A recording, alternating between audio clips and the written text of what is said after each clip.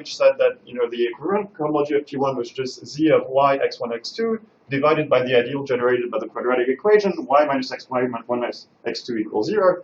You see this equation is now nice and symmetric in the two fixed points 0 and infinity. And in fact, if you express explicitly the fixed point 0, you get y minus x2, and the class of the fixed points infinity, you get y minus x1. So they're nicely symmetric now.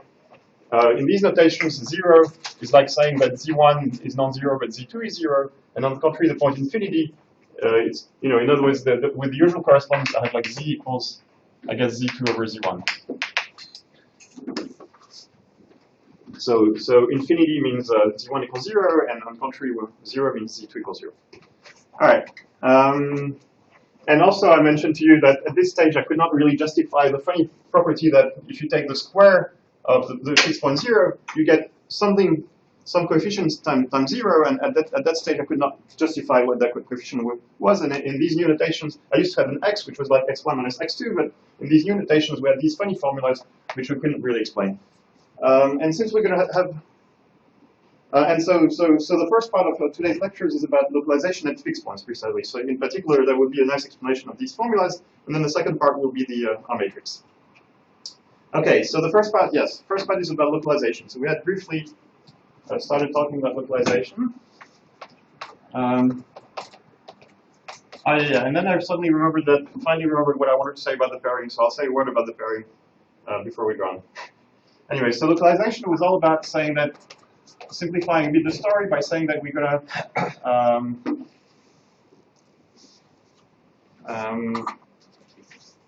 allow ourselves to arbitrarily take, have rational fractions in the equivalent parameters. Here are the x's. So in other words, we're going to take f to be the fraction field of h dot t of a point, which in other words, in the case of our torus, if t is c star to the nth is nothing but the rational fraction functions of n parameters. So in other words, we allow ourselves just denominators in the x's. Oops. Maybe lost where I was. Yeah. And then we're going to do the same for every. So each time we have now something like ht star x, we're going to replace it everywhere by. So this is like replacement by something which I denote, for lack of a better notation, h tilde star of x, which is just h star t of x tensor over h dot t of a point, f, the fraction field. So I do the same operation for everything. So here, that would mean I would just allow ourselves, as I said, just rational functions in x1 and x2, let's say. All right. And so as I said before proceeding, so a small digression about the pairing. Might as well do it in the. Doesn't really matter, but might as well do it in the localization framework. So remember that before I discussed the fact that when you have, you always have a sort of trivial map which sends any space to a point, and that allows you to define a, so it has a corresponding push forward map, which basically is just even equivalent push forward map, because this map is trivially equivalent from x. So I could here put a tilde or not a tilde, it doesn't matter, to, well, the base field f.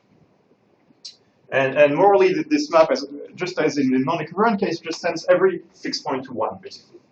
So it just counts the number of points, as usual. And that allows us to define a scalar product. Oh, yeah, so I should probably point out, sorry, more digression. Yeah, so this is now an F algebra, by the way. Yeah, sorry, getting a bit disorganized. But anyway, once you've tested with, yeah, so that was the point of localization. Now we have just vector spaces, algebras, and over a field, right? So this is just an algebra, a finite dimensional algebra over F. Yeah. And with this extra structure, which is this pairing, so what is the pairing? I remind you, it's just taking, so what is the notation? Yeah, I use the bracket notation by saying A product, scalar product of A and B is just pi star of AB. And this is a nice scalar product, non-degenerate linear form, and that which is compatible with the product in the usual obvious way, and which means now Yeah, so that was why I switched back, because I wanted to say that now A star tilde T of x is just a Frobenius algebra. It's not a very exciting Frobenius algebra, but it's one, which is by definition exactly what's written here. Yeah, an algebra which has a scalar product which is compatible with the product. All right. Of course, eventually, when we get to quantum cohomology, we'll have an interesting deformation which preserves all the structures. So we'll have an interesting Frobenius algebra. Ah, yeah. So this I want to keep. But for now, yeah, this is what it is. Okay. So that end of digression on the. I don't know, not quite. Ah, yes. And so the remark I wanted to make about the pairing is now you can ask the following question. We have our favorite basis, which is S, the SI, which is the Schubert classes. And you may ask, what is the dual basis with respect to this scalar product, right? So in other words, what is here such that you get delta ij? And we used to know the answer non-equivalently. The answer was still, all we had to put here was S j star. Basically, all we had to do is use another Schubert class, but in which we had to, take the Young diagram, rotate it 180 degrees, and complement it. So let's see if this recipe works anymore here. So, so for example, yes. So here I haven't mentioned it, but so if you also remember that we had to choose T equivalent Schubert classes, and there are actually n factorial choices, and there is kind of a canonical choice to be made, which corresponds to the permutation identity. And with my conventions, that corresponds here to the point infinity being the zero-dimensional cell, and of course P1. So this is the example of P1. These are your two Schubert. Sorry. Yeah, your two Schubert varieties. Let's take the closures. And it used to be that we said, yeah, this is great because infinity, scalar infinity is 0, because when you take, non-equivalently, it used to be that you said, when you take a point and intersect it with itself, really you can move the point away and make it a different point, and therefore this is 0. This is, of course, 1, because when you intersect with the whole space, you get just the point, so 1, and then, of course, P1 is 0 because it has no points in there, it's the whole space. So if you push forward to a point, you get 0. But that doesn't work anymore equivalently, right? Because you see when you compute infinity times infinity, effectively you compute infinity squared, and you get x2 minus x1. So you have a problem, right? So so how do you solve this problem? Well, you see there would be an easy way to fix it. If we replace here infinity with 0, then everything would be fine, right? Because that's definitely 0. The point infinity and 0 don't touch. And so that's and morally, what is 0? It's another T-invariant Schubert class, but it's the one corresponding to another choice of permutation, basically. So that works in general. So the trick is as follows. So you should take the Schubert classes associated to the longest permutation in general. So W0 is the longest permutation of Sn.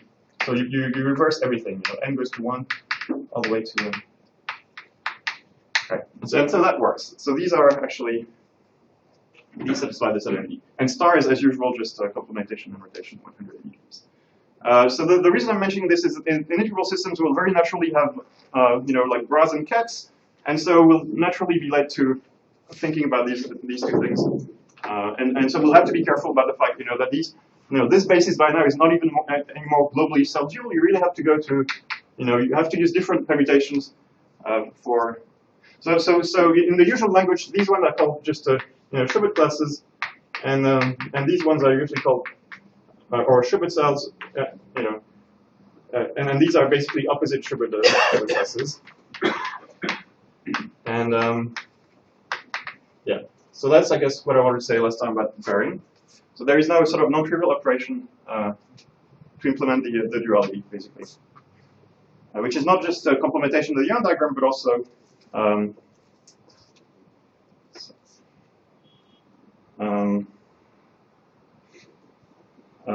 yes, changing to a sort of opposite flag.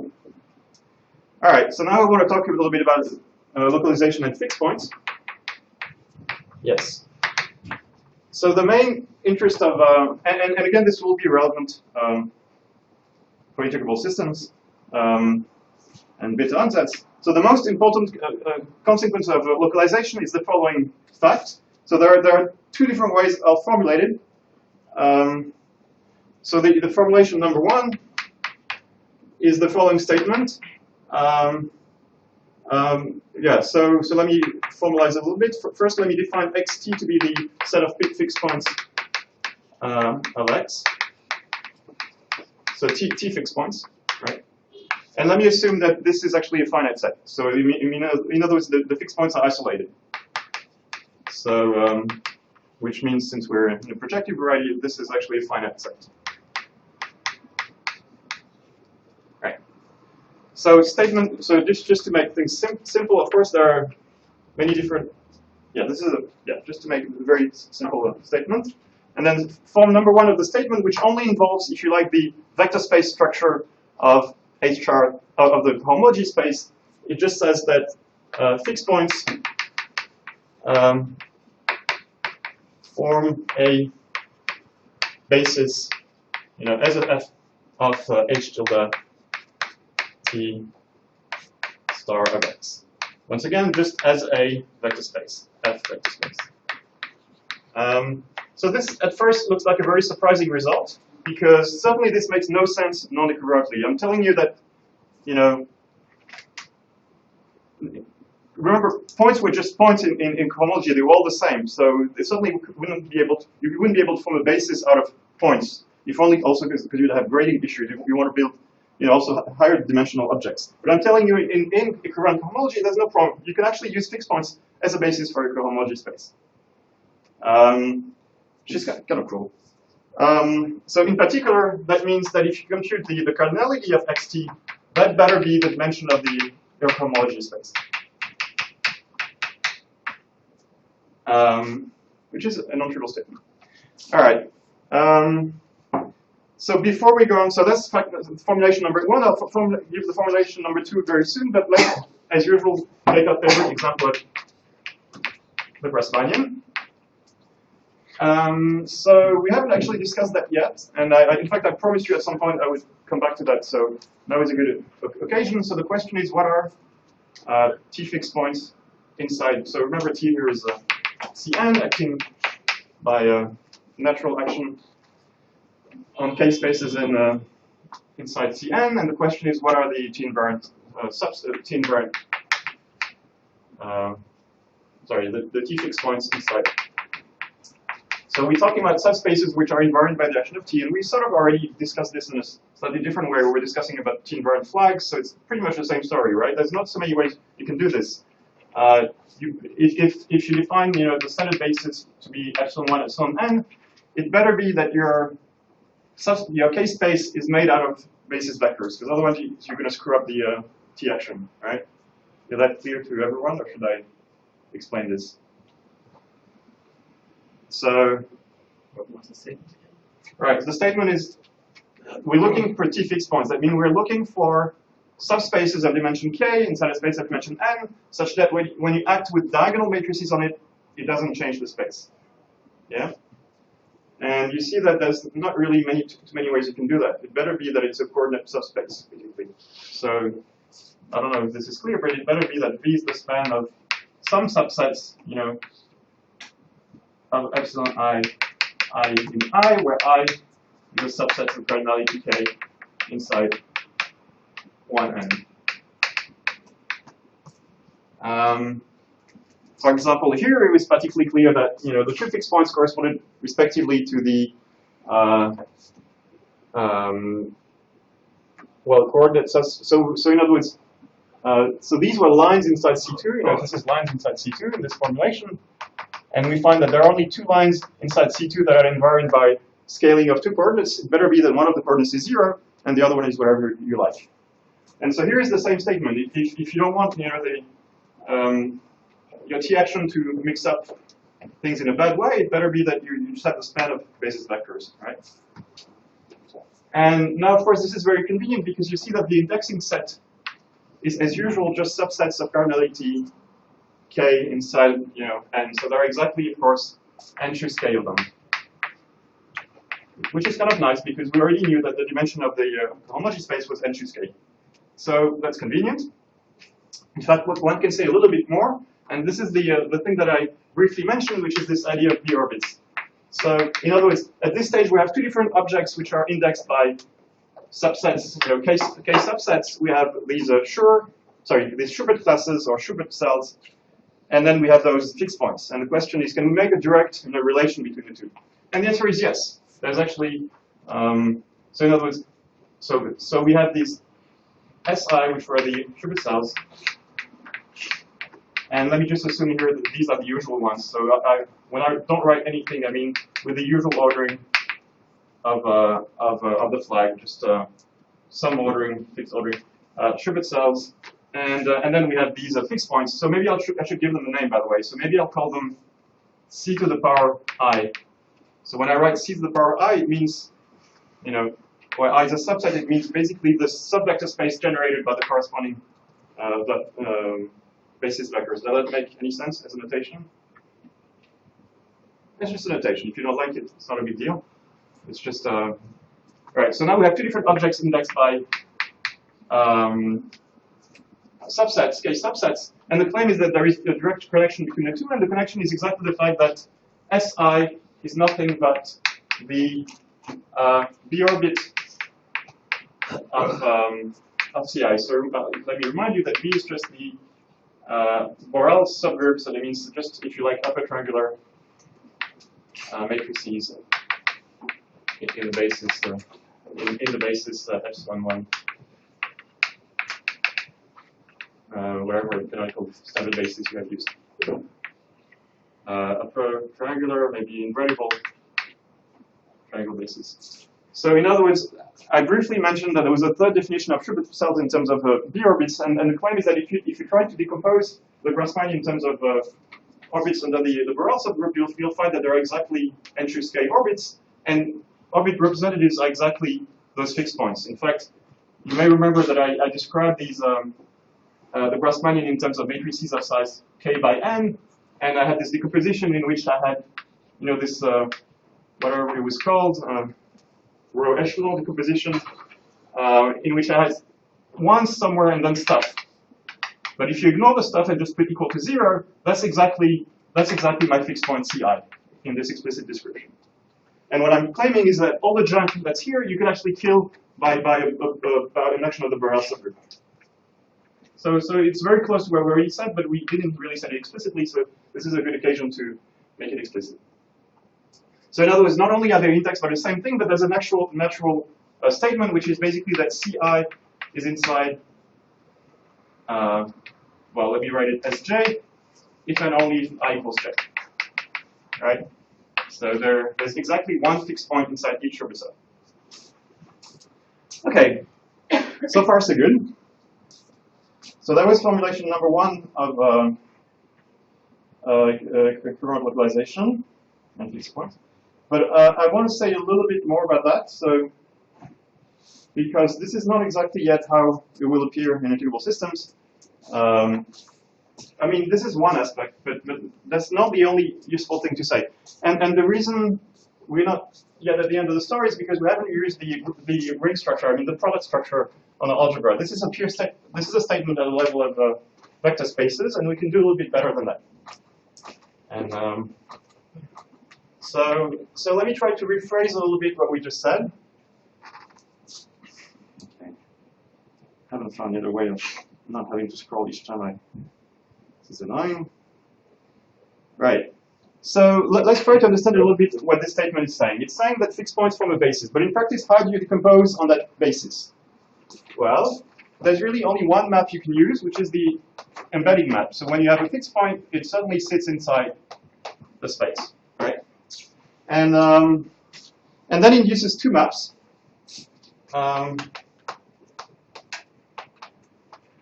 Which work, remember we have pullbacks and push forwards. So we have a sort of very obvious map, which is this one. And then we have the other one. So let me first say this one.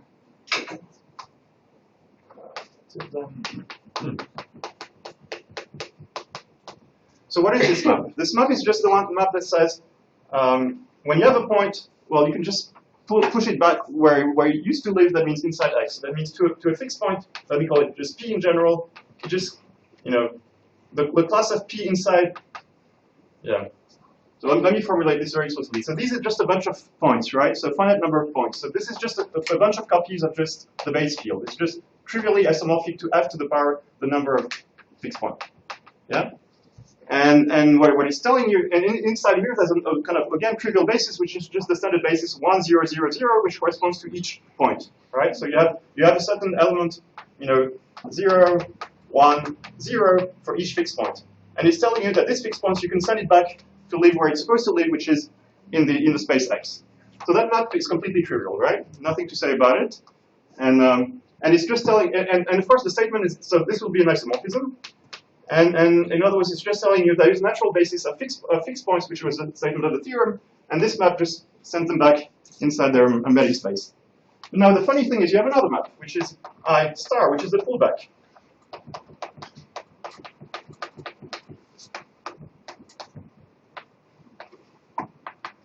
Which is this thing. Now what does this thing do? Now here comes the interesting thing. So this is also an isomorphism, but it cannot be the inverse of the previous one. Why? Because we have grading issues. Remember that push forwards preserves, in a sense, the sort of homological grading, whereas pullbacks preserve cohomological grading, which is the one we're most used to. That's the one for which we have a graded ring structure. And if you look in particular at what happens when you take a point, it better not be sent to just a point, because a point will not have the same codimension in the full space and in itself, where it's of codimension 0. So where does it go here, right? It's not too hard to figure out that it better be that it's proportional to, so it's still going to be like 0, 0, 0 everywhere except at the point P, but then you might have something non-trivial here, and let me call this thing EP. So there'll be a normalization issue, and in fact the EP by just, again by degree, consideration has just as dimension the dimension of X, because this thing had codimension the dimension of X, so it better be that the degree is preserved as a dimension of X. So you see, when you try to look in more detail what's going on, you find an interesting phenomenon, which is that there is this unknown normalization constant when you try to actually explicitly do the isomorphism between your space and just the obvious vector space with dimension the number of fixed points. So why am I telling you all this? This is boring, and you might say we don't really care. You'd be sort of right. But this will have everything to do with this problem. So before I actually go on and compute this EP, which is a one-line computation, of course, but I'll give you now statement number 2. And yeah, statement number 2 of equivalent localization, which is, so now we're actually going to use the sort of ring structure. So number 2. So let's have a look again at, for example, like an example of P1. And I've already made the following remark. If you look at the ideal equations, the ideal by which you're supposed to take the quotient, this is a nice equation. Why is it a nice equation? Because Y satisfies a polynomial equation with simple roots. Whereas when we didn't have the equivalence, it was kind of sick because it has like Y squared, so Y was nilpotent. So nilpotent is not so good. But this looks like a fine semi-simple algebra. And when you have a semi-simple algebra, you know what you want to do, right? Then this is already like physics. These are, these Y's are just like our Hamiltonians. Well, you want to diagonalize them, right? So how about we want to diagonalize? So diagonalizing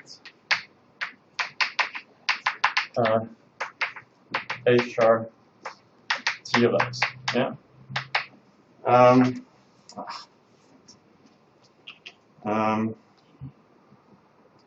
So of course I lost track as usual. There we go. And so how do you diagonalize a commutative subalgebra? Well, it's not so hard, right? You just so there are various ways you can say this thing, but in practice, what does it mean? That means you find a base. So it acts on itself by multiplication. So acting on itself by multiplication. So what do? Well, you find a basis of this space as a vector space, and then you say, well, since it acts on itself by multiplication, that means it will be like basically big diagonal matrices, right? So that's all I'm saying. We're diagonalizing it, so we're finding a basis of the algebra in such a way that when it acts by multiplication on itself, it just looks like a bunch of diagonal matrices. Yeah, very deep statement. All right, so among these matrices, there are ones that are of particular interest, which are the ones which are zeros and then just 1, 1 somewhere. These are the primitive idempotents, right? I think they're called primitive idempotents. I think this is, I couldn't be bothered checking the, right, these are the ones that effectively tell you how to, they're effectively projectors onto the one-dimensional representations of your commutative algebra. And so the statement number 2 is that, of course, this basis of fixed points, so that the fixed points are up to normalization, and this is normalization, primitive idempotents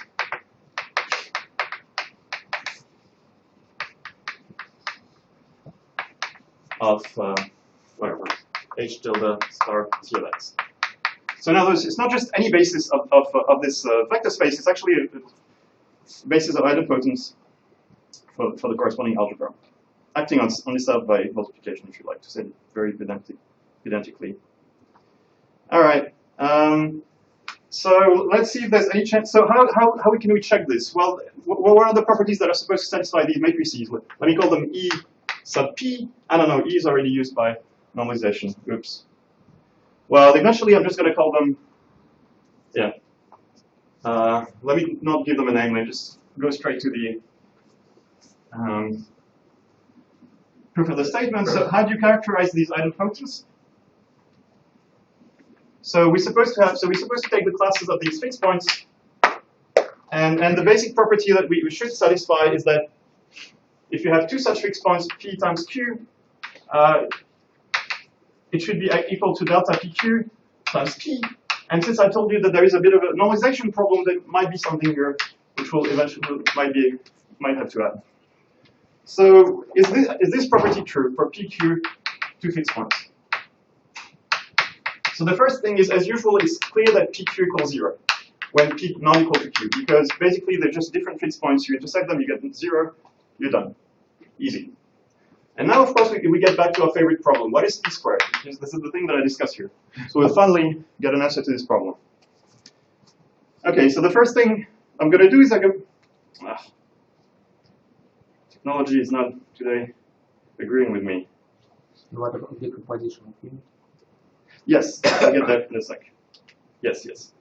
It's definitely there in the notes, so if my note thing stops crashing, I might actually get there. All right, so the first thing is to connect this to this EP problem. So let me do the very formal computation, which is as follows. To compute P squared, we can do the following. We can say this is P multiplied by I star of this, 0, 1 at position P, 0. And then we write this as, so in other words, yeah, so this is going to be painful to explain, so let me just write it first.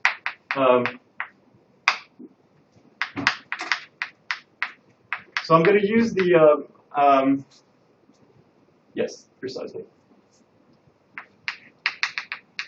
I'm going to do the following. I'm going to do this calculation, of course, by using this trick of restricting to fixed points. So I'm going to say, really, one of the two P's I was trying to compute the product with is actually the image of itself, inside the set of fixed points. But once I've done that, I can insert this thing in there. And I put it here by saying, this is a module, this is a whatever. This is one of those, boring properties. This is an H star T of X module map. So I can move it inside at the price of introducing a little I star in there. And once I've done that, I'm already done. So this is like the trick. So if you don't understand this trick, it's not so important, but it's one of those formal calculations. But at this stage, it's over because this thing I've already computed. I claimed this was equal to basically EP times the same thing at position P. And that by definition is EP I star of the same thing, and this is nothing but EP of P. So in other words, the normalization we found before is nothing but exactly the normalization we need to fix the problem, the normalization of the idempotence. In other words, the actual idempotence. So here I can fix now, I can put the EP here, and idempotence are simply points divided by this normalization. So we finally faced, okay, now I have to tell you how to compute this number. If P was global, wasn't it? It does not depend on P. So yes, so this very much depends on P. This is This one here, you said it's a dimension of X. correct. So the degree is independent of P, but the actual expression of EP will depend on the fixed point. It's a certain corrective factor which depends on the fixed point. In fact, I'm going to give you immediately the formula for EP. You'll see what it is. So and then I'll get back to your question about the composition of unity, and then we should be done with the finally preliminaries. Okay, so one more fact, and I'll try to justify it, kind of intuitively, which is as follows. EP is the product of weights of the action, so linear action, I should say linear action of T on the tangent space at P of X. Okay, so this is the formula to actually compute these numbers in practice. And first, let me tell you why this makes sense, and then why there's a good chance it might be true. So first, why does it make sense? So remember, we have this fixed point, P, sitting inside X,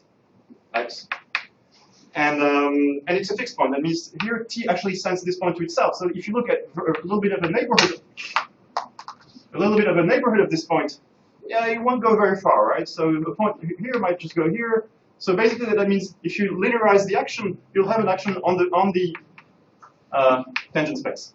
Yeah, locally you'll have a bit of an action which doesn't stray too far from the fixed point. And by definition, since I linearize it, it's going to be a linear action, right? So it makes sense to compute the weights of this action. And remember that you can reinterpret the equivalent cohomology of a point as being basically polynomials in the weights of the torus action. I mentioned that briefly at some point as being, the formal view of how to understand the equivalent cohomology of a point. It's basically just, the symmetric tensor algebra of the lattice of weights, basically. So, so this makes sense. Oh yeah, and by the way, since the tangent space has the same dimension, we're assuming at first the radius, as always, is smooth. Therefore, the tangent space has the same dimension as the space itself, which means there are exactly as many weights as the dimension of X, which means when you take the product, it matches the dimension, because each weight has degree 1. So this definition makes sense. I mean, this statement makes sense. Now, why is it true? Well, here's the way I imagine it. I don't know. There's no, of course, good answer. You can do many different. You can give many different answers. You can think of this as sort of a one-loop correction to some kind of a Gaussian integral, for example, if you're a physicist. That's probably how I would view it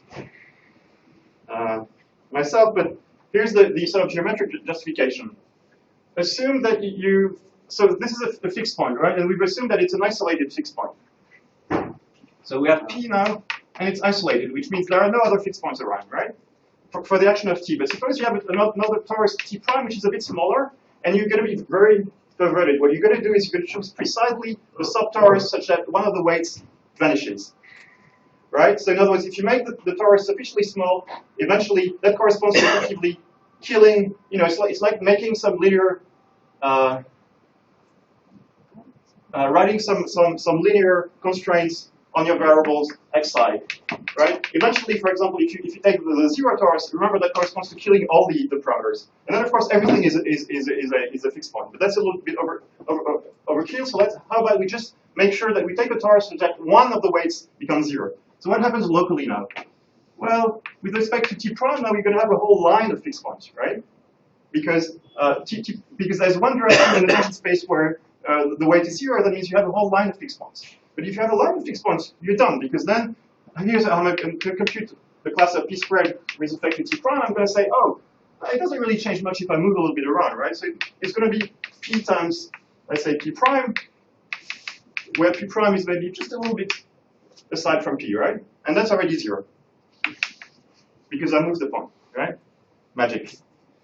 All right, so this is a sort of, it can probably be made rigorous, but anyway, this is one way you can think about it. So that means each time you set a weight to 0, you get a 0 of this thing. So it better be that whatever p squared is, it has as factors all the product of all the weights, because each time one of them vanishes, it becomes 0. And of course, by just sort of support, it better be that it also is, p, because basically, morally speaking, you're still inserting p with itself. So, it cannot be anywhere else than p itself. So it's going to be this thing times the scalar of p times eventually possibly some more junk. But this already exhausts the dimension. So the jump you have is just a constant, and it doesn't, especially after localization, the constant doesn't even matter, but I claim that this constant is actually 1. You choose any way you like to make sure that there is no constant involved in this operation. Okay, so one... What about this formula?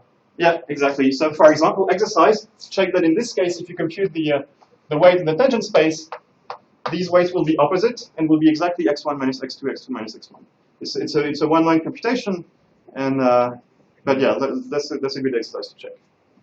That indeed x2 minus x1 is the weight. There's only one. This is one-dimensional space. Yeah. Now, yes. So what is yes? You asked for the decomposition of the identity. Well, that means in particular, 1 equals the sum over all fixed points of class of p divided by EP. In fact, you could say this is the formula that summarizes everything. This is your decomposition of the identity. So what does it mean geometrically? 1 is the class of the whole space, and you're saying, well, the whole space, which is pretty big, right? Well, it actually secretly is no more than just a sum of points in a current cohomology. Right? So that's localization in a nutshell. Wait, I wanted to say something else. Forgot. It's really long.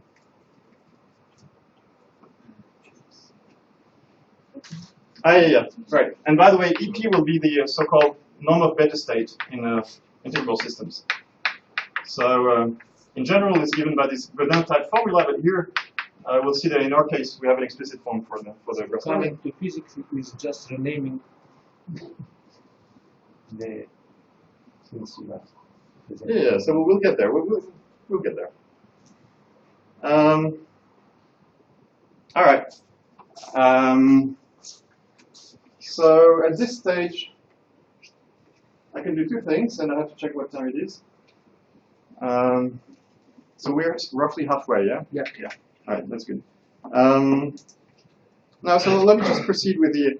So first, I'm going to give a summary of the formulas, not just for P1, but maybe for the Grassmannian in general, because eventually, I don't know, probably today we'll only do computations on P1, but probably next time we'll get back to a little bit more complicated Grassmannians. So might as well make sure that we have everything we need for the Grassmannian.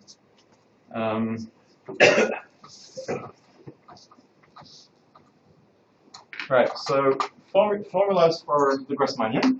So we've already discussed the the fixed points are just coordinate subspaces.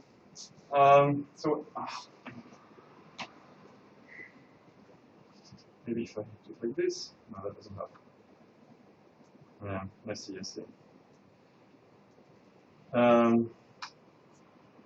Right. So in the case of the Grassmannian,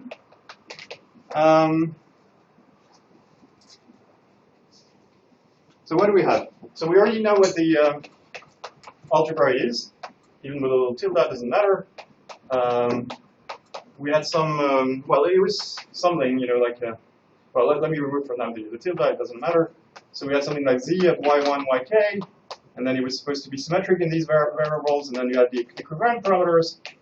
So sk acts on these things. And then there was some ideal of equations, which I wrote, which I won't write again.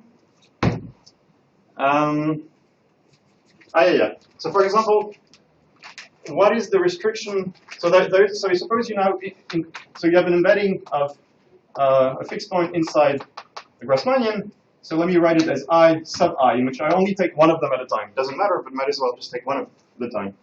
So there is a map now, a restriction map to just the cohomology of a point, which is just z of x1, xn. And again, you can localize everywhere. I'm not being too careful where I actually need to localize or not. But certainly here you don't need to.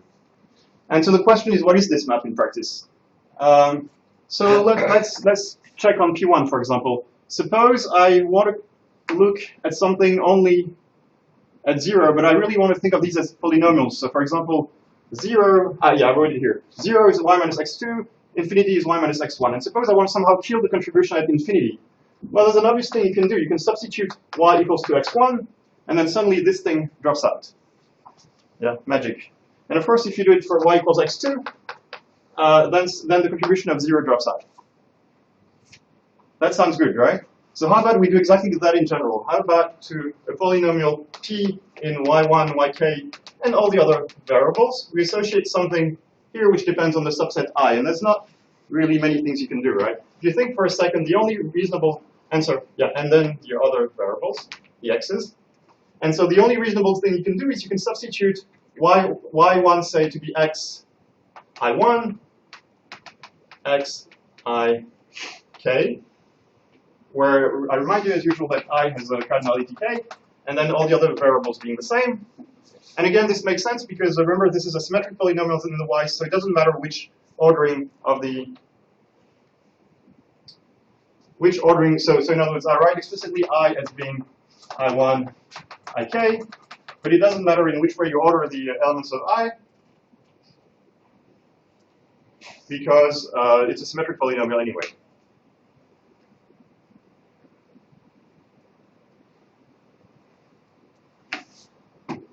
Sorry, I'm having a bit of technical issues here.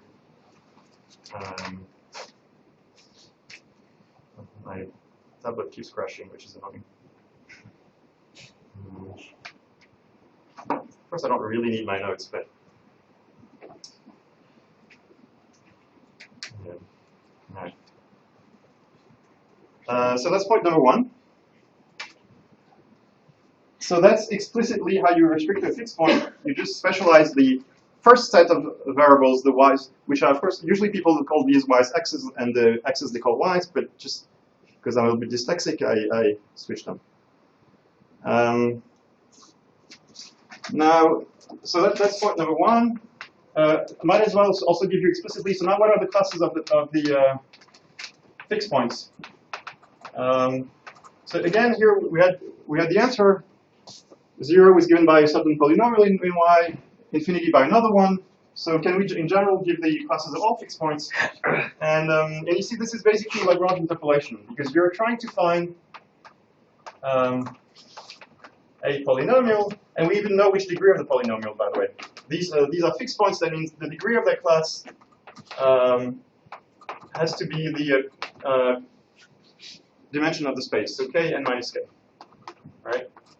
Because this is their codimension, so k minus k. So we're trying to find, so in practice it means it's a certain polynomial, or we're looking for a representative inside this space of polynomials which has degree k and minus k, and it better be that whenever you restrict it to any other fixed point, it's 0, right? So that means the class of Ci, when you set the y's to be equal to, so yi to be xji, where j is another subset, j not equal to I, that better be equal to 0, right? So for example here, we were trying to find a polynomial that vanishes of degree 1 that vanishes at x2 or x1, and we found the answer was y minus x1, y minus x2.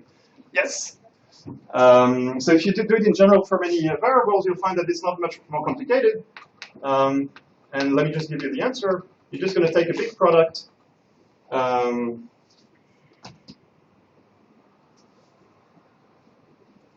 Right. So you're going to get a bunch of vanishing conditions of the same kind. So we're going to take a big product of I from 1 to n, from 1 to k, j from 1 to n, but j not in I, of yi minus xj. Simple trick. You can check that as soon as j is not equal, if you have a subset where j is not equal to I, that means necessarily there'll be one of these coefficients that vanish, and so it's equal to 0. Does that make any sense?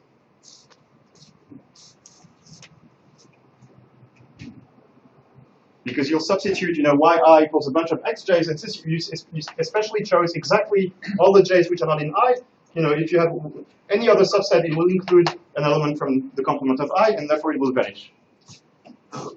Right? And if you think, so of course that doesn't quite, as usual, fix the normalization, but if you think about it for a second, this is actually the correct normalization. So I claim, there are a few things, of course, I don't want to prove, but yeah. Right. And therefore, finally, the number of beta states, so to speak. That means now if you combine the point 1 and point 2, that means if you just take I star I of Ci, a class of Ci, so that's supposed to be this mysterious normalization constant you're supposed to pick up, this Ei. So what you're supposed to do is take this product and then substitute Y to be, well, the x's corresponding to this subset. And so you get this product of this form.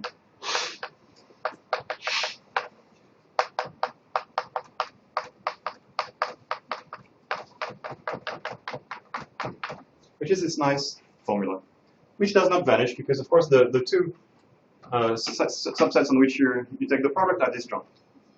Yeah, and this formula may look familiar to you from other contexts because it's yeah. So, anyways, this is already the normal beta states in the flat vertex model. So, okay.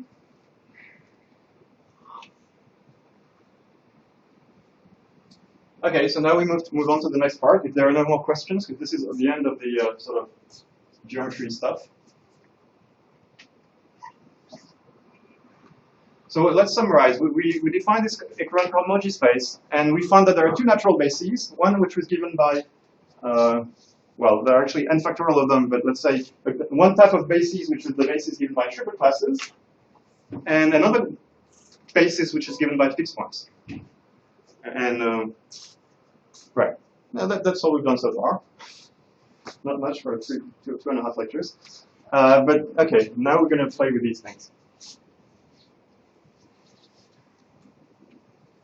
Oh yeah, no, well, we said it a little bit more today. We said that the basis of fixed points is interesting because it's actually the diagonalization basis of the algebra acting on itself by multiplication. So in other words, we thought about the cohomology, well, localized cohomology algebra as being a commutative algebra acting on itself, and we decided, this is kind of interesting, where we can diagonalize simultaneously all the multiplication operators and naturally relate to the fixed points. So that sounds a little bit like physics, right? We have an algebra of commuting operators, we diagonalize them, we find something interesting. I guess we don't need this anymore.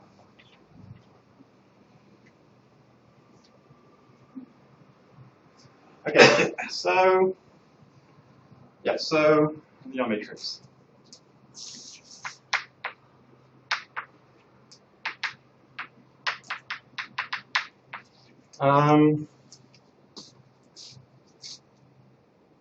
So as I announced previous time, roughly speaking, the matrix will have something to do with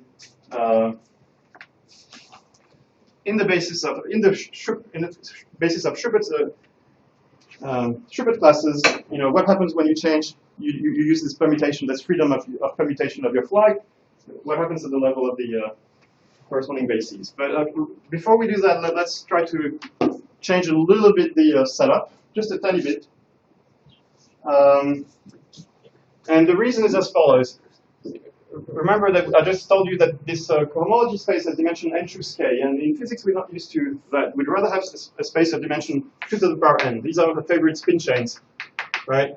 When you do spin chains in physics, okay, for those of you who don't do physics, it probably doesn't mean anything to you, but we like to have a Hilbert space of dimension 2 to the power n. So we're just going to fix that. Why not k to power n? Yes. So you have to ask me again this question at the final lecture, which will be about generalizations. Of course, I can extend this to SLK and so on. Yes, but the 2 here has to do with the fact that this is the Grassmannian. The Grassmannian is is like SL2 secretly. There's an SL2 inside the Grassmannian, which you don't see, but it's there. All right. So let's do that. So the first thing I'm going to do is something very stupid. I'm going to say, oh, but if you just sum up all the binomials, you get 2 to the power n. So how about I do the same geometrically? So, and this is a bit artificial. I don't really like doing this, but I'll do it anyway because I guess this is what people usually do. You say, how about I just take the disjoint union of all the Grassmannians for all k and fix n. It's pretty stupid because of course these different things never talk to each other. It's not like they're actually, it's not like a vector space is suddenly going to change dimension or anything. But we're just going to group them together anyway, and then the corresponding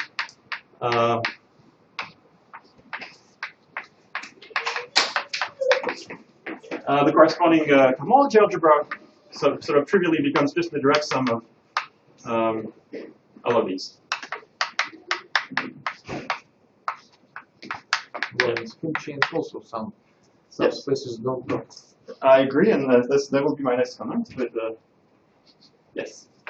So now this is actually so I'm going to give it a name. Actually, this thing I'm going to call H. And so H is just a vector space. So it's now 2 to the n, and I'm happy. Yeah. Yes. Yes. So actually, let me be slightly more specific because I might as well say now that the way I want to think about H, and this unfortunately I struggle today to write it into the notes in a meaningful way. But really, what I want to say is that I want to think of H as follows. So F, remember, is the whatever, something like Q of, it has n parameters, right? And the n here and the n here are not independent. They're not disconnected. This is the same n here. I really want to make it into a point. So really, I want to think of H as being something like some localization of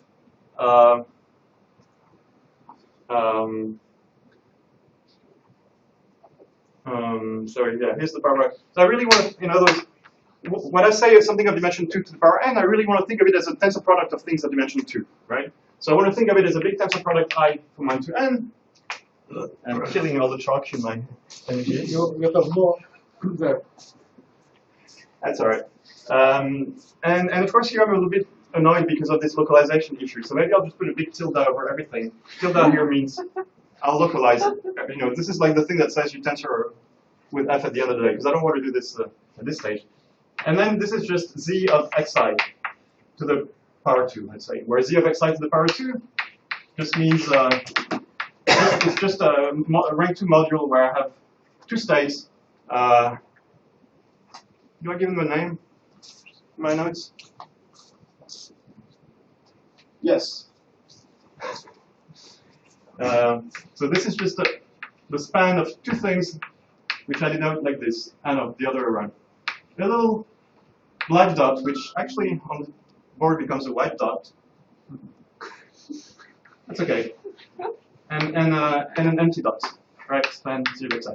So in other words, what am I saying here? I'm saying that it's not like there's spectral parameters, sorry, equivalent parameters floating around everywhere. I mean really that I want to think of each copy of Z2 or Q2 so as being carrying 1 parameter, right? So you have as many parameters as the number of factors. So this thing has dimension 2 or rank 2 because I haven't localized it yet. But and then when I take the tensor product, I get something of rank 2 to the n. This is a tensor product over whatever, z.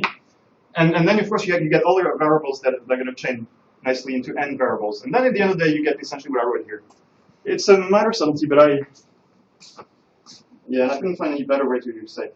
Oh yeah, and by the way, these 2 states, I'm always going to think of these as being, like occupied, and this as being empty.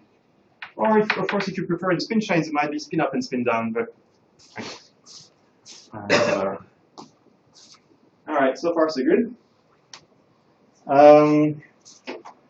Now, so what does it mean in practice? It means that I want to think of this space as having a, if I think about it this way, then it has a natural basis obtained by just concatenating these little symbols, right?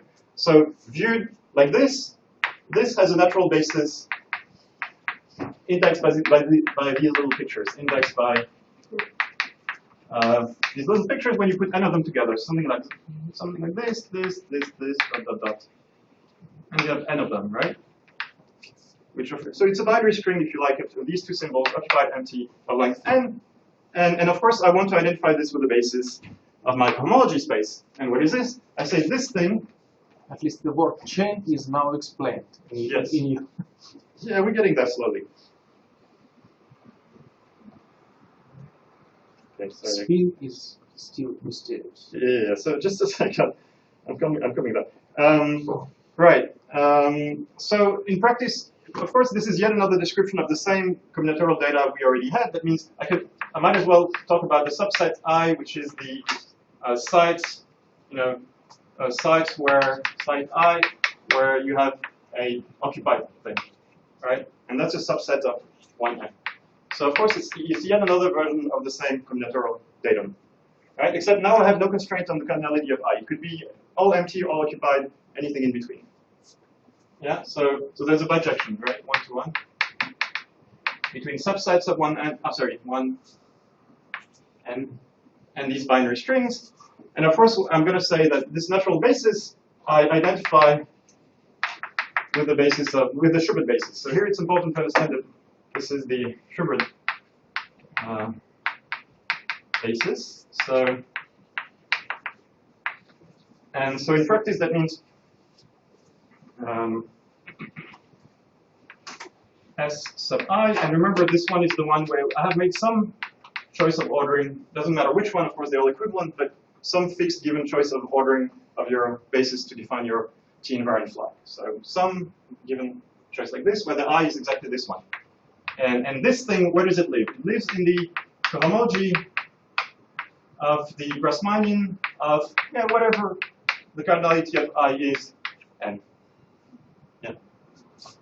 So so to answer your remark, of course, it looks like we've mixed up everything. Now we have classes which don't even live in the same space, but that's not a big deal because we have indeed a spin operator. So what is the spin operator? Something like sigma z, which is sum from I equals 1 to n of the identity matrix 2 by 2, so 1, 1, 0, 0, tensor many times. Okay. It's getting hot in here. High energy physics. Yeah, we're getting to high energy. Yeah. Anyway, 1, 1 here, and then eventually, so you have like I minus one of these, and then maybe here I'm going to insert, I don't know, what is it, 1 or minus 1. Yeah. And then again, a bunch of 1s. So this is a location I, and then all the other ones are again identity. So you have to put I somewhere in the left-hand side, in your notation in the left side. No, it's summed over. On the left side of your equality. Summed over. Okay. Yeah, just take the total spin, right? Total spin. And with these definitions, I guess H star T tilde of GR Kn is nothing but the, I don't know, I'm getting wrong, but something like V H such that sigma Z V equals the number of occupied. So occupied is always the top one, empty the bottom one. So K minus N minus K. So 2K minus N. Whatever. It's probably in my notes. Or maybe not yet. Did I get to the part which I haven't written yet? Yeah, we're almost there. Anyway, yeah. So it's okay. We can recover very easily the different spaces. They're just eigenspaces of the total spin operator. It's the difference of the number of occupied points and Yes. Empty points. Correct. So K minus N minus K, so if I'm not mistaken.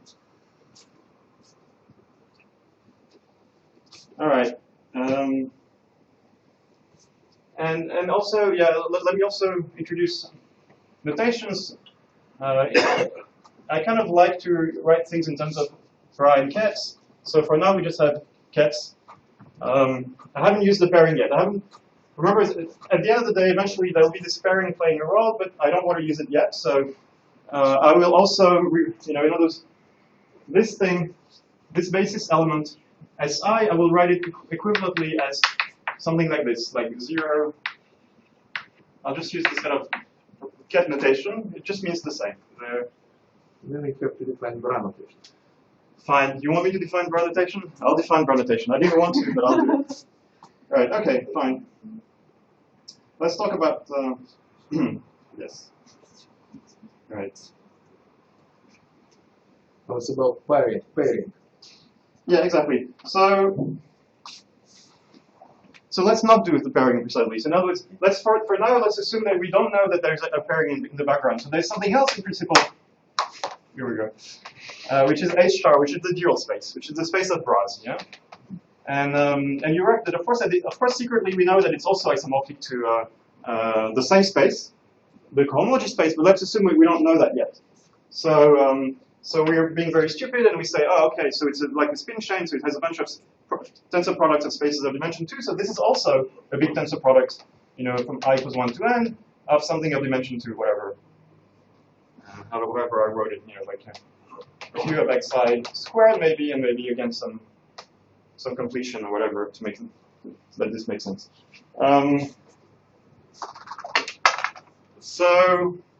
And then it has a sort of, so it has also a natural basis, which is also indexed by, so this thing is the same. It has also like occupied and empty, and it has a sort of trivial pairing, which is just that when you have two sequences, so like something like this, and then you have something like this one.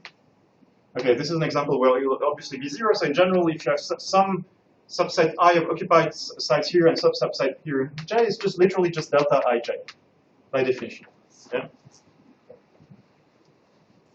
So of course now you're going to yell at me saying, oh, this is very wrong because you told several times the Schubert basis is not self-dual, so you're not allowed to do this. Yeah, that's fine. So in other words, if this thing is the Schubert basis, these S sub j, then these things should be identified with the, on the contrary, dual basis, which is this S W0 I star.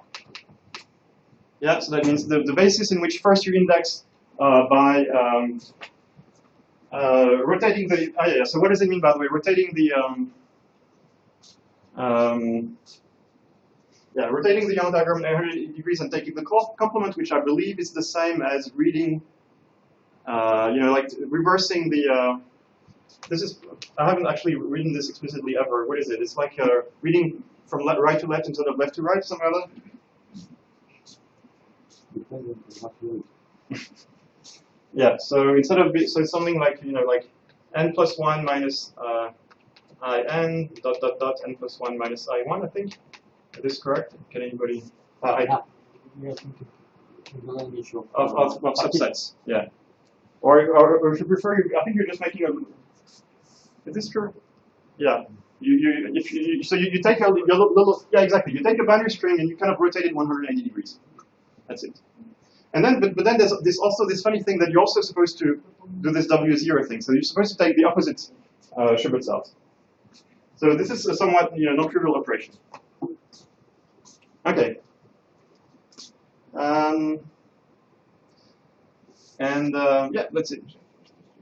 So this is the space of bras, space of cats.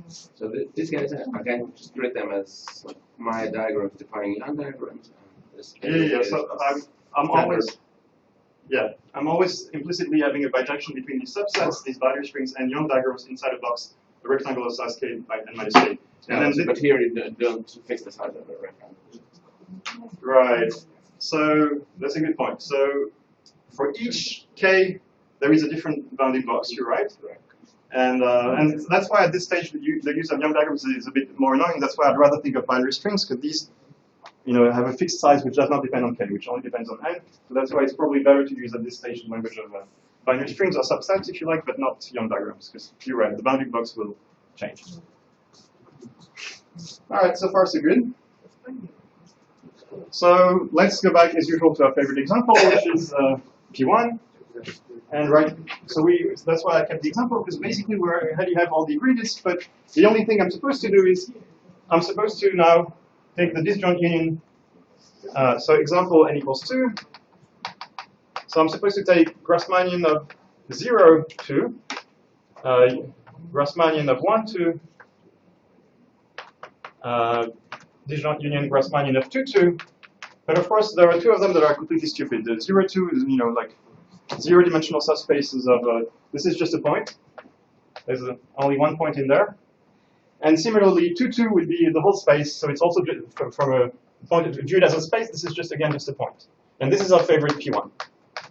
Right? So it's pretty much the same as we had. We just have to introduce 2 arbitrary points, which will play absolutely no role in the story, but which will be there. All right. So, and so in practice, that means this h, which is here. Yeah, I can erase this now.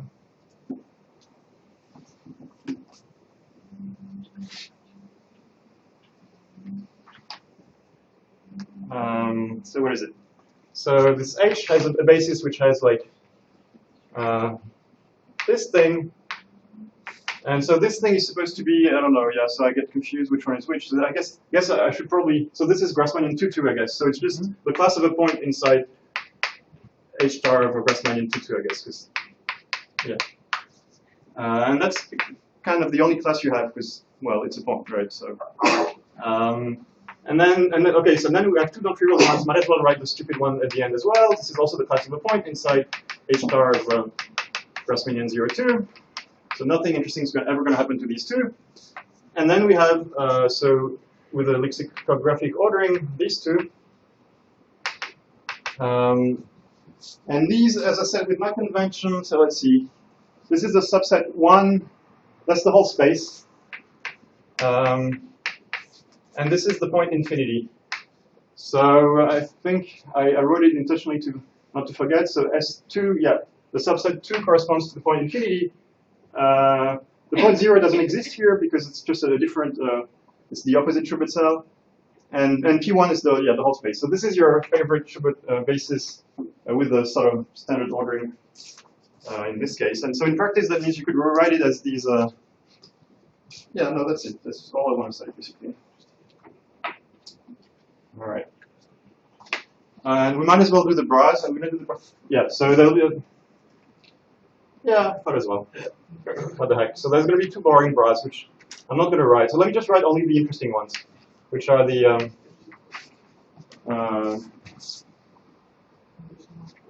this one, and then this one. And I'm going to be very careful. So first, it better be that this one is the same. So this one has to be also the class of P1.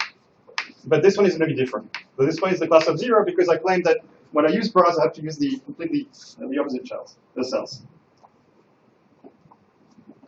And I check my notes, and I get that this is not true. Yeah. And I forgot as well that I'm supposed to take the complement. So I'm supposed to read as well the things backwards, so I got it wrong. Yeah, this can be very, very tricky in practice, and I wasted a lot of time this afternoon trying to write these notes without screwing up. There. And the claim is this should be a nice bracket in the sense that if you take the scalar product of this thing with this thing, you get 1, but this thing with this thing, you get 0. So you have the obvious scalar product that actually works here. So this obvious scalar product. All right, so far so good. And now finally, yes, 2 minutes, that's perfect. Okay, so far so good.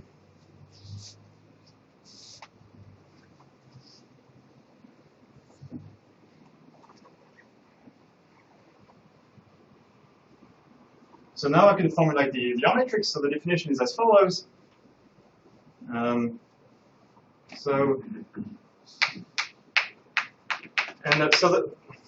Let me warn you, by the way, that there will be annoying issues of transposition of R matrices, which I think I've got it under control, but my conventions may differ from other papers, especially because I haven't read other papers, except my own. Yeah, so the conventions I think are consistent, but they may not be the most natural ones. Occasionally, one of the problems being when you work in between 2 different fields, there's always issues of conventions which don't match. And in conventions from integral systems, geometry, and statistical mechanics, they all disagree, and I wasted a lot of time in my life just trying to fix these problems, and I think this is the best I can come up with. Anyway, so as I said, the thing we're going to do is we're going to fix the permutation in Sn, and we're going to try to compare the basis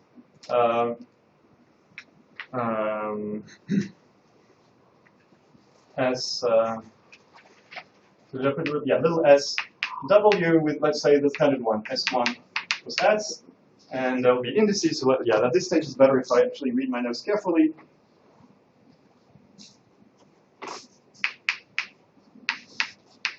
So this, for now, so in other words, this thing for I, any subset sub 1n is a basis of H. And of course we have a reference one, which is this one, which is another basis, right? So both of these are where G integer is another basis. So how about I write? So yeah, so here's the part where there's some conventional freedom, and I'll write it this way: sum over I. So when I say sum over I always mean sum over all subsets.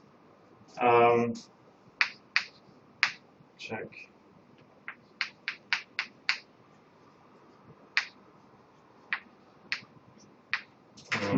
SIW. So when I first wrote these notes, I put the W on the other side, because that makes a lot more sense. But actually, as it turns out, that this annoying duality, which means I'd rather say I express the original basis in terms of the new one, in which I use, I use a different permutation of the reference flag. And so what is this thing? It's a certain, well, it's a matrix, literally, because it's a matrix indexed by subsets, right? So this is what I call the R matrix. And so it's a, in practice, it's a 2 by n times 2 by n matrix with entries, in general, in F, your base field. A little word of a little remark that in this particular case, it'll turn out the entries of R are polynomial, so that you could say, why did I bother do this whole thing about localization? It's still better from a general standpoint to think of this thing as having entries which are rational functions. In fact, once we work, if we have time to go to generalizations, we'll find situations in which this our matrix actually has rational entries. But as it'll turn out in this case, we will actually have polynomial entries for this special case. But anyway, in general, it's just a big matrix with entries in your base field.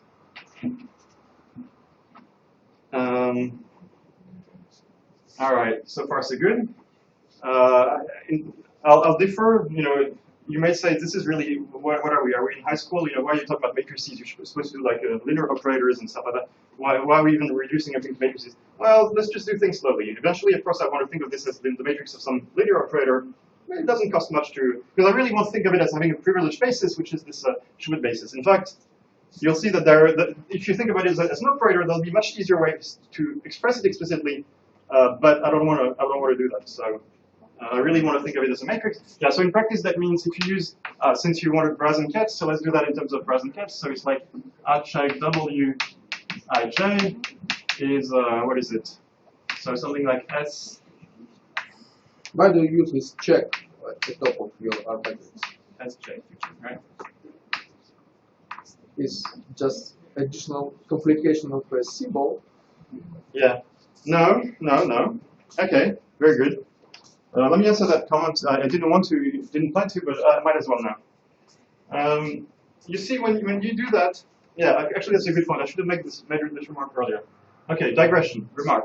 Before we're going to compute this in a minute, but remark.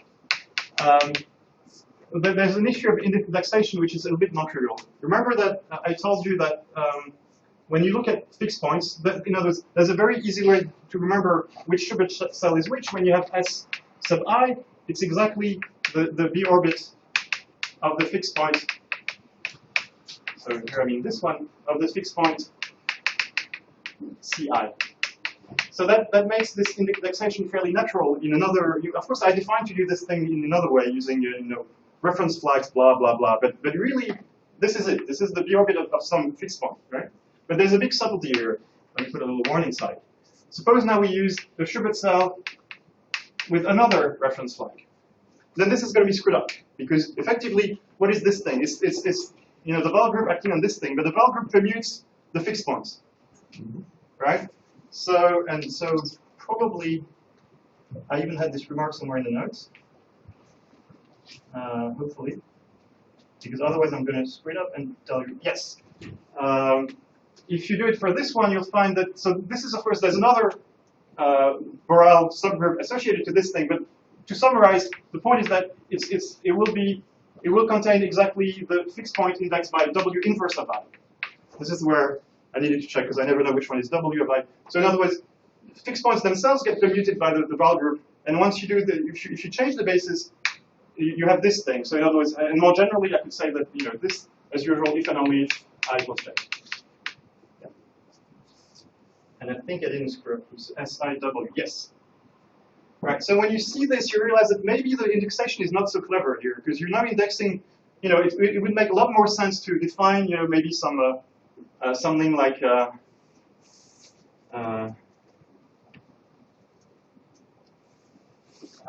So in other words, okay, so let's see how I did it here. So I went from this one to this one, but really, it would make a lot more sense to say, how about I start? Let's say we start with the same ones, but then I really want to take another basis where the inclusion of fixed points is the same. So instead of going to this one, maybe I should go to S W inverse of I, right? That makes more sense because these bases look naively a little bit more similar. Because there's always the same fixed points inside the same, this contains Ci, sorry, well no, C W inverse of I, okay, fine. And this one also contains C W inverse of I. So the intersection might seem a little bit more natural, right? And in fact, that's what most people do, and this is called the R matrix. So in other words, the R matrix is exactly that. Sorry, it's the other, it's the non-check version of the R matrix. So you may define something like this thing, SIW, but then SW inverse of J. Yeah? And it's just a relabeling of the R matrix. Effectively, all you're doing is commuting the columns in these notations. And that's where, by the way, my conventions disagree with most people, because usually the R check and the R matrix are connected by commuting the rows, not the columns, but did my best. And sometimes you have to sacrifice some conventions. All right, so in the time that remains, yes, 5 minutes, so that's plenty of time. Let's compute this R matrix.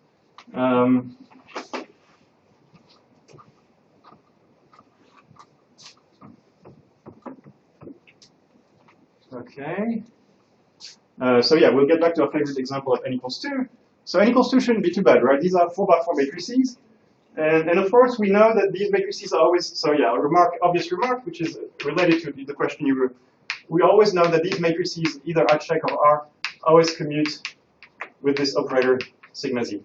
That means they never, it really works separately on each GR. It never mixes them together. So really, it's not a 4x4 matrix. It's it's a block diagonal matrix. So for n equals 2, it's just going to be of the form like this. And so here is the stupid ones. And so there's going to be, okay. So there's going to be 0, 0, 0. Yeah, so the only blocks are these blocks. and here you have the non-trivial ones. So, yeah.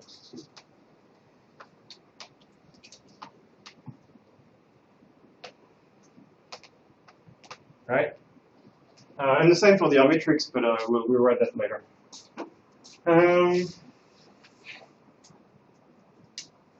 Sure, what it says in there. Yeah. So in principle, for n equals 2, there are 2 elements in this metric group, but there's always a stupid case, which is when the permutation is 1. That's always the identity matrix, because then you're not doing anything. So in the case of S2, there's only one non-trivial R matrix, which corresponds to the longest element in this case, so like the permutation 2, 1. And so that's the one we're going to write. So let's get rid, as usual, of the stupid cases. Here, this is no matter what ordering you choose, this is the only Schubert class here and here. So no matter what happens, this is always going to be a 1 here and a 1 here, and that's the end of the story. So we only have to compute these 4 numbers in the middle.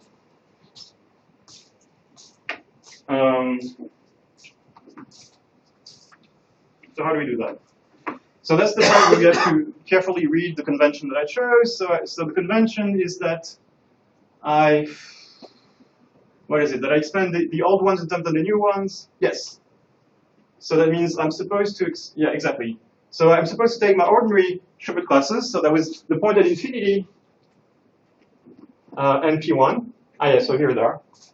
and I'm supposed to expand them in the new one in which I permuted the order, which means they're not actually there, but well, actually secretly they're there because the brass. Oh yeah, but let's not do that. Yeah. So well, let's just write explicitly. So we had S. So in other words, yeah. So the old ones were P1 and infinity, and we're supposed to expand them in terms of P1 and 0. Okay, so it's not going to be very hard, obviously, but so P1 is equal to P1. So the only question is what is the infinity, and we work really hard and say, okay, infinity is here. It's y minus x1. So we want to expand it as a linear combination of y minus x2 and 1, where the coefficients depend on x. So obviously you're going to write it as y minus x2 plus x2 minus x1. Yeah, I think we can all agree that this is true, and this is the class of 1. I don't think I made a mistake here. And of course, P1 is just P1, hasn't changed. And if I'm not mistaken, when you do exchange of bases, it's the columns or the rows. No, I think it's the columns that are supposed to do the expansion. Would Yeah. you like to put braces? X2 minus x1. Sorry, yeah.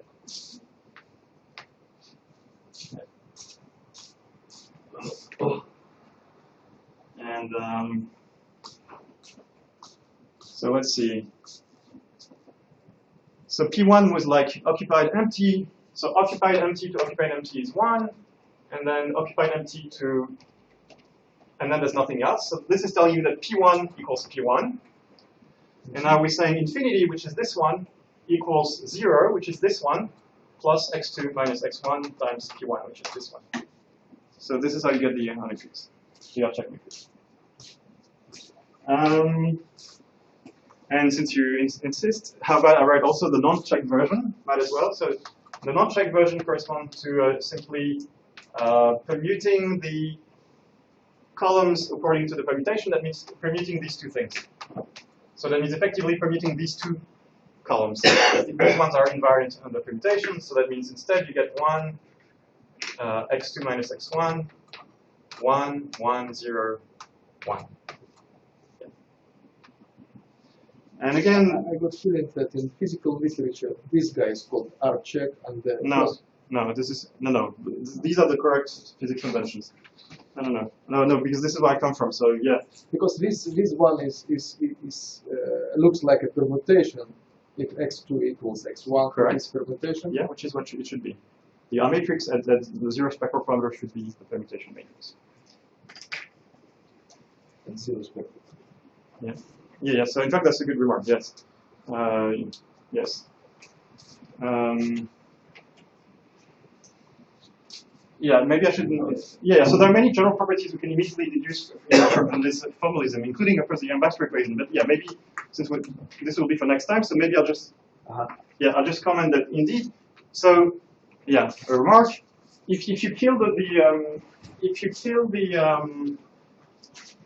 yeah, so we had one trivial property with this one, but there's another trivial property. Suppose you kill the equivalence. That means you set all these parameters x to 0. So our check of W where x equals 0, where you set all the xi's to 0. So what does it mean geometrically?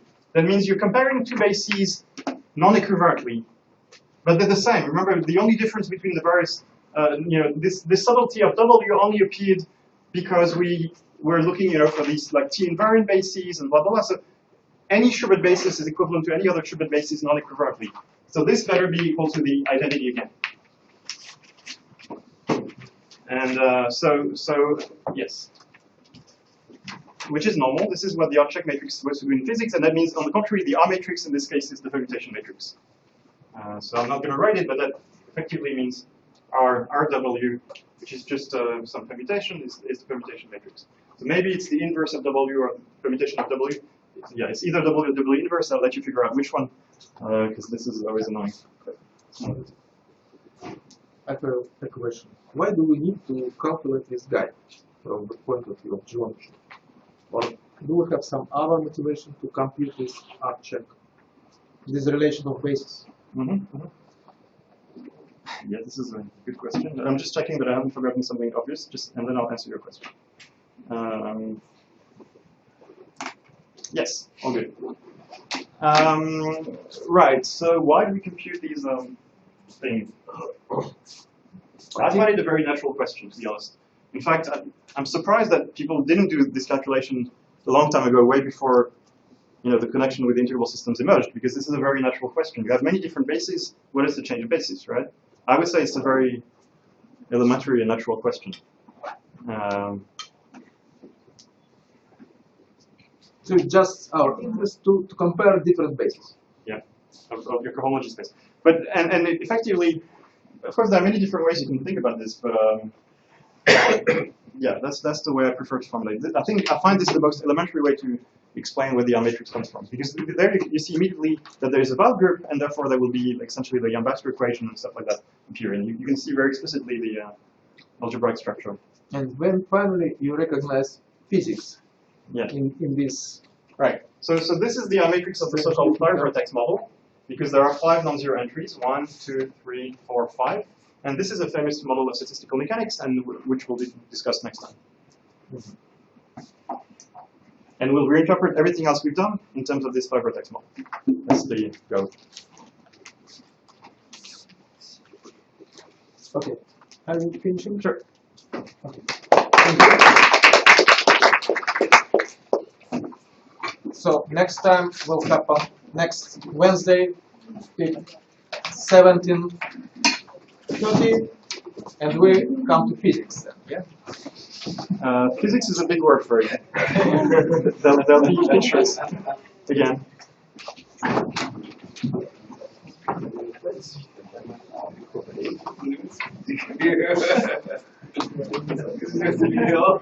What a fun stuff. It's love, which is very absolute fun guys. Paul, may I ask you to help me? Because I have money to Lena Higgins, pay for the push. So I'm working hard, but she's not money. When should I do that? Tomorrow anytime, probably better in the morning. I mean, she's here after 10. So let's try to find a place where perfect place where I would forget it, but I'll find out time. You can just email what I do in this case if I am emailing to myself something. Maybe next day I am reading to This is very precious to me. That's for sure.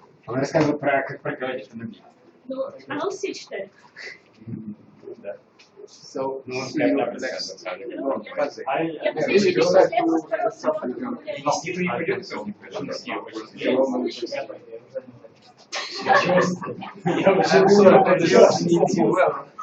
just not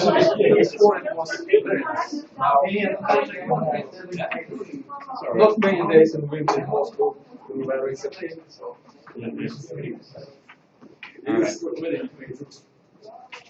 Yeah, okay, so see you on next Wednesday.